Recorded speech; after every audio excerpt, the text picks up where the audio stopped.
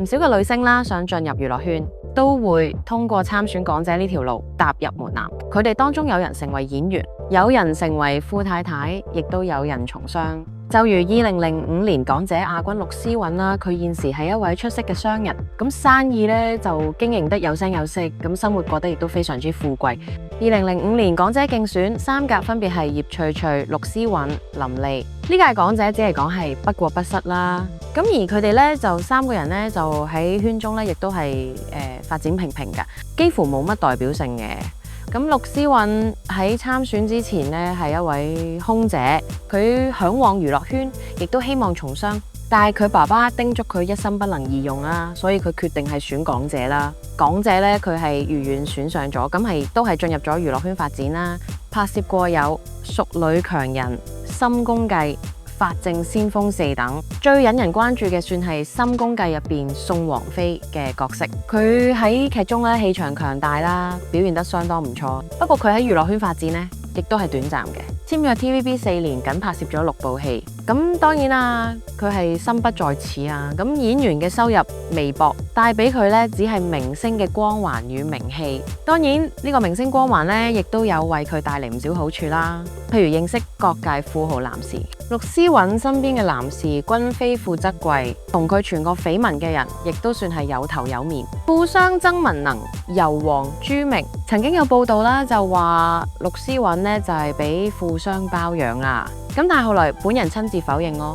據佢透露啦，佢仲係 TVB 藝員期間呢，因為投資優度咧，佢1個月嘅收入就已經有5位數啦，最高咧更加達到幾十萬。而佢咧都係越嚟越富貴，租住價值不菲嘅豪宅。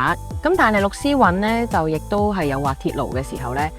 當年呢，佢曾經同馬來西亞富商吳銘偉相戀啦，拍拖9個月都愛得深沉，但最後俾對方連累負債340萬。當時嘅佢承認自己係戀愛腦，更一度諗過自殺。後來咧，佢都憑住自己嘅本事還清債務啦，至今孤身一人。曾經喺訪問中，陸詩韻透露過希望能夠喺40歲前結婚生子，但係如今陸詩韻咧已經44歲，依舊係單身啦。佢一心撲喺事業上邊，開設餐廳，經營內衣品牌生意同埋護膚品生意，妥妥係一名女強人。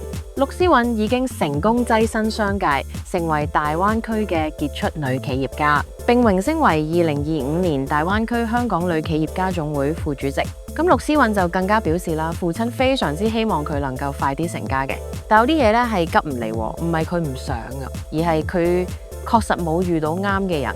佢同爸爸攞嘴嘅時候咧，佢爸爸曾經講過佢冇人要。佢現時咧都打趣到默認咧，俾佢爸爸講中咗嘅。但係佢依舊抱住平淡嘅心。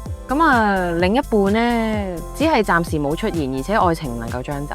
而陸詩韻嘅擇偶條件都係相當簡單，甚至要求好低啦。佢表示對另一半嘅外表冇太大要求，哪怕大肚腩啦、禿頂啦、身高唔夠都唔係事。最重要嘅係呢個人呢，健康開朗、乾淨整齊，對屋企人孝順，而且要有幽默感。佢覺得男女之間相處久咗，新鮮感過去，肯定有摩擦，甚至缺乏話題。但係其實二人之間一句簡單嘅關心，譬如係早安、晚安，都係夫妻間充滿愛意嘅表達。